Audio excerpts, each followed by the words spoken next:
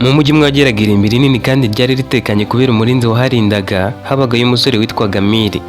Yari afite imyaka 18 gusa, ariko ubuzima bwari bwaramwigishije byinshi ku buryo mu mutwe no mu bitekerezo yari nk'umusaza. Nta babyeyi yari afite, nta bavandimwe, nta n'umuntu yitaguwe by'ukuri. Ababyeyi be bari barapfuye akiri umwana. Nyuma yaho yabanje kwakirwa n'abaturanyi bamufashaga uko bashoboye, ariko uko imyaka yagendaga ishira byabaye ngombwa ko atangira kwirwanaho wenyine. Ntiyashoboye gukomeza amashuri kuko nta wari ugifite ubushobozi bwo kumwishyurira ibyo yari akeneye. Ubuzima bwe bwahindutse urugamba rwa buri munsi rwo gushaka icyo kurya no kubona aho arara. Amahirwe ye yaje kuboneka igihe umurinzi w'iryo rimbi yamubonaga rimwe yicaye hafi y'uruzitiro rwaryo. Uwo mugabo yari amaze iminsi amubona azenguruka aho hantu ashaka akazi.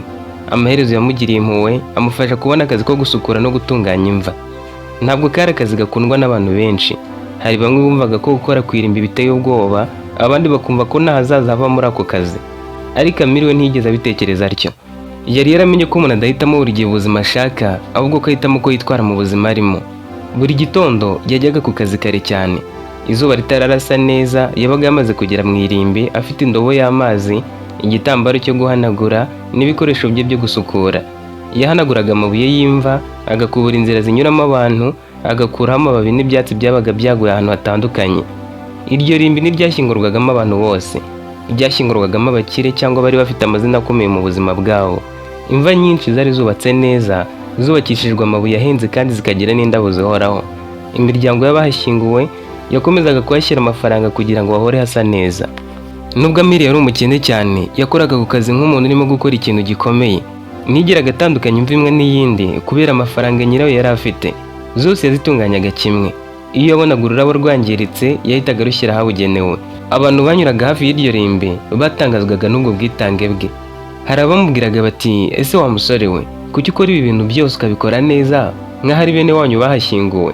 Yabasubizaga aseka ati, nubwo abaryamye hano batakibibona, abantu baza kubasura barabibona. Icyo gisubizo cyatumaga benshi bamwubaha. Muri iryo rimbi ariko hari imva imwe yari yarabaye nk'idasanzwe kuri we. Yari imva yubatswe mu ibuye ryiza cyane, ifite ubusitani buto buyikikije. Ntiyari hafi y'izindi mva, ahubwo yari iri ahantu munsi y'ibiti birebire byatangaga igicucu. Amiri yari azi byinshi ku muntu wari uharyamye. Icyo yari azi gusa ni uko yari umuntu wari warigeze kuba umukire cyane kandi akundwa n'abantu benshi. Izina rye ryari ricyanditse neza ku ibuye ry'imva, ariko imyaka yari ishize kuva ashyinguwe ntiyari mike. Igitangaje ni uko iyo mva itasurwaga cyane nk'uko umuntu yabitekereza. Amezi menshi yashoboraga gushira nta muntu yegereye, ariko Amiri we ntiyayibagirwaga. Buri gitondo yayitangiragaho akazi ke mbere y'izindi zose. Yayihanaguraga neza, agakuraho amababi yose yabaga yayiguyeho, agatunganya n'uturabo twari tuyikikije. Nta muntu wabimutegekaga, nta n'uwabimushimiraga. Yabikoraga gusa kuko yumvaga ari byo bikwiriye. Kandi uko imyaka yagendaga ishira, iyo mva yatangiye kuba nk'ahantu amenyere kurusha ahandi hose muri iryo rimbi, kuko yabaga ananiwe ariho yabaga agiye kwicara akaruhukira. Ariko hari ikintu kimwe cyari cyaratangiye kumutangaza. Buri mwaka ku munsi umwe gusa hageraga umugabo ukuze atarazi.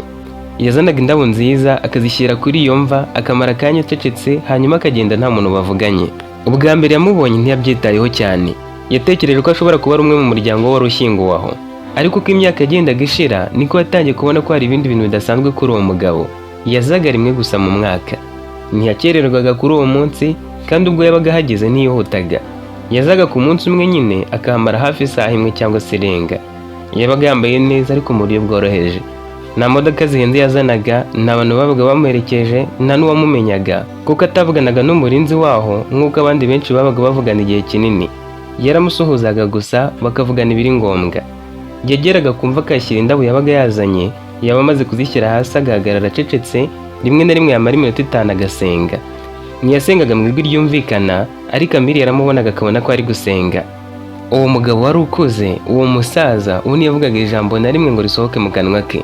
Yarebaga yamva nk'umuntu uri kuvugana n'umuntu utaraho, hanyuma akagenda. Amiri yamuboneraga kure, ariko ntiyigeraga abona ubutwari bwo kumwegera. Hari ikintu cyamubuzaga. Yumvaga uwo mugabo afite agaciro kadasanzwe, ari umukire, kadakwiriye kwegera umuntu nka we, kandi buri gihe yabaga afite isura y'umuntu uremerewe n'ibitekerezo byinshi. Umwaka wa mbere warashize, uwa kabiri urashira, uwa gatatu nawo bibuko. Muri iyo myaka yose Amiri yakomeje kubona umugabo ku munsi umwe gusa akaza ari wenyine. Byageze Amiri atangira kumwita izina mu mutima we, akajya avuga ati ni wa mushyitsi wo kumva. Umunsi umwe nyuma y'uko uwo mugabo, uwo musaza yari amaze kugenda, Amiri yegera aho yari ahagaze. Yarebye indabo yari yasize, zari indabo nziza cyane kandi zihenze. Yarazitegereje maze aribwira ati kuko aza buri mwaka agomba kuba ari umuntu wa hafi cyane washyinguwe hano. Ariko ikibazo yarakomeje kwibaza ni kimwe. Yaribazaga ati niba koko yari umuntu wa hafi cyane, kuki aza rimwe gusa mu mwaka mu gihe abandi bazi inshuro zirenze imwe? Wenda ntacyo, kuza rimwe mu mwaka biranumvikana, ariko se kuki atazana n'abandi? Kuki ahita agenda atavuganye n'umuntu n'umwe? Yahuriye n'abandi bantu ntajya bavugisha. Icyakora uko imyaka yagendaga ishira, Amiri yatangiye kubona ko nawe hari icyo uwo mugabo yamwigishaga atabizi. Yamwigishaga ubudahemuka, kuko nubwo imyaka yari iri gushira, uwo mugabo atigeraga yibagirwa yamva, kandi Amiri nawe ntiyigeze areka kuyitaho. Umunsi umwe nimugoroba, umurinzi w'iryo rimbi yabonye Amiri ahagaze hafi y'iyo mva ayireba, aramubaza ati kuki ukunda iyi mva cyane kurusha izindi? Amiri yabanje guseka, aramubwira ati nanjye simbizi neza, ariko iyo nyibonye isa nabi numva hari ikintu kintunga urutoki. Ikindi ruhande rwayo hari ibiti bindinda izuba iyo maze kunanirwa, niho ndohokera, ubanza ariyo mpamvu makunda. Umurinzi yaramwitegereje hanyuma aravuga ati uzi ko n'uwahashyinguwe yari umuntu mwiza, yari umuntu abantu bakunda cyane. Amiri yahise ahindukira aramureba. Bwari ubwa mbere yumvise hari umuntu uvuga kuri uwo nyakwigendera wari uhashyinguwe. Yaramubajije ati wari umuzi? Nawe ati oya, ntabwo namumenye neza, ariko abantu benshi bamuvugaga neza, bavugaga ko yafashaga abantu benshi kurusha uko yabwiraga abantu ibyo yakoze. Ayo magambo yagumye mu mutwe wa Amiri. Kuva uwo munsi yatangiye kureba iyo mva mu buryo butandukanye. Ntiyari ikiri imva gusa, yari nk'urwibutso rw'umuntu wari warabayeho agahindura ubuzima bw'abandi hanyuma akigendera. Nk'uko byari bisanzwe, Amiri yarazi neza umunsi wa mugabo wazanaga indabo azagarukiraho. Nubwo nta muntu wari warigeze amubwira itariki nyayo, yari yaramaze kuyifata mu mutwe kubera imyaka yari amaze amubona. Gusa rimwe ku mwaka wa 5 yaramubuze, arategereza ntiyamubona.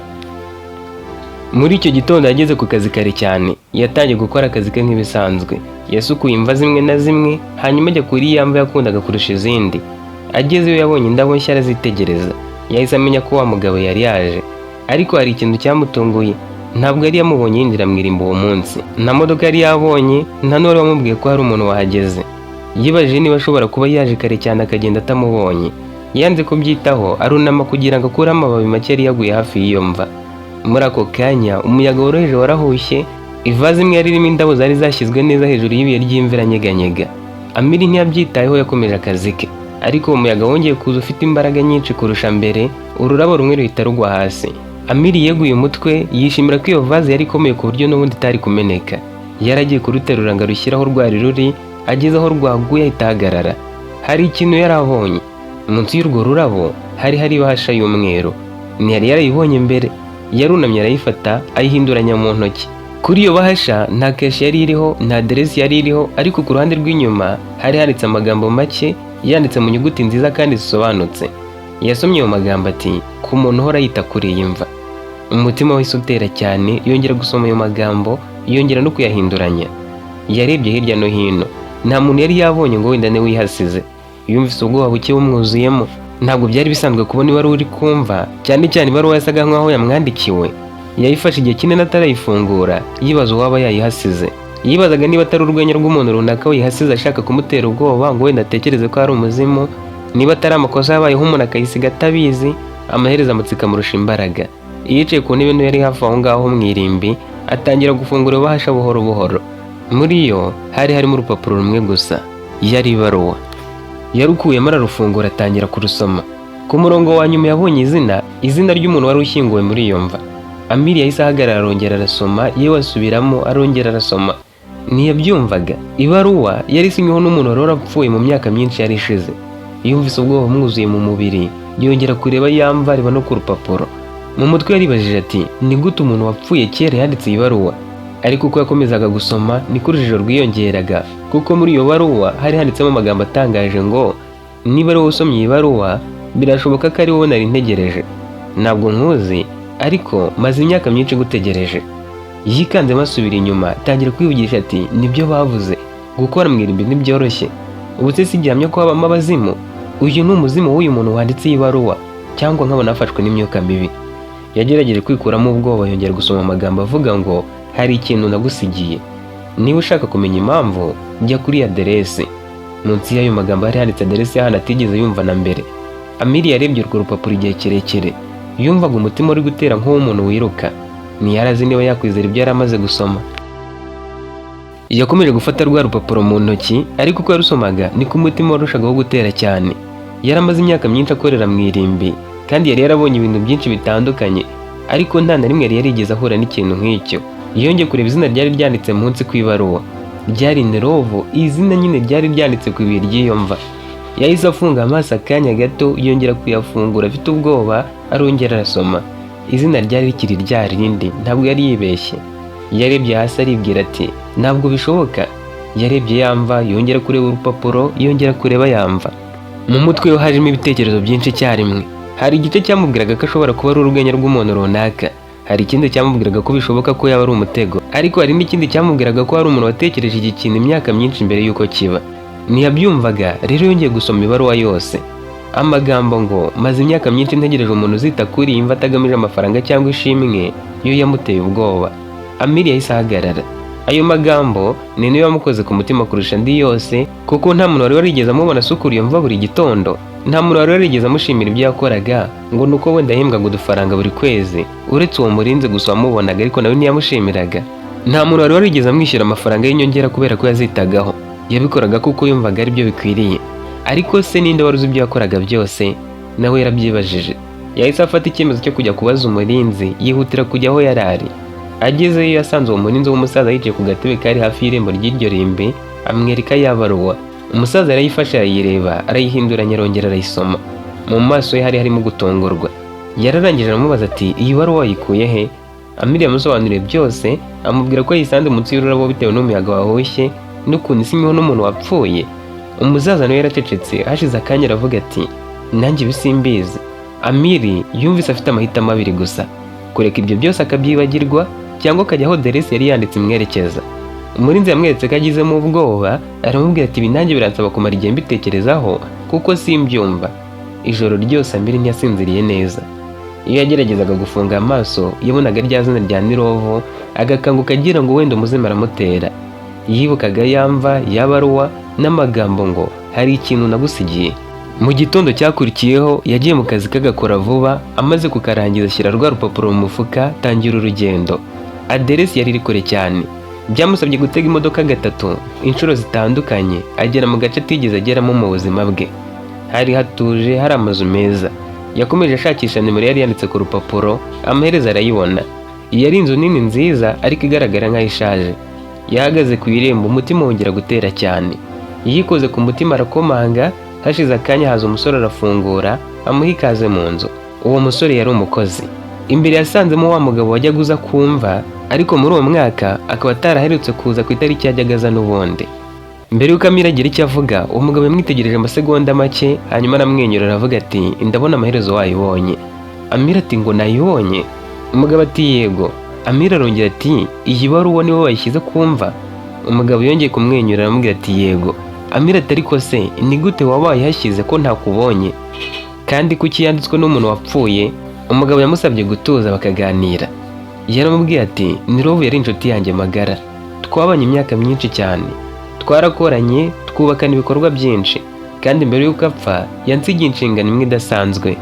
Mbere y'urupfu rwe yanditse amabaruwa menshi, amwe yari ayo guha umuryango we, andi ari ayo guha inshuti ze, ariko hari n'ibaruwa imwe yanditse igenewe umuntu atazi.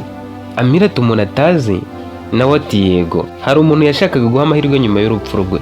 Ntabwo yashakaga ko uwo muntu atoranywa hashingiwe ku mazina, ku bukene, ku muryango akomokamo cyangwa ku butunzi bw'iwabo. Yashakaga umuntu uzagaragaza umutima mwiza gusa. Mbese ni nka tombora yasize ngo umuntu azitomborere.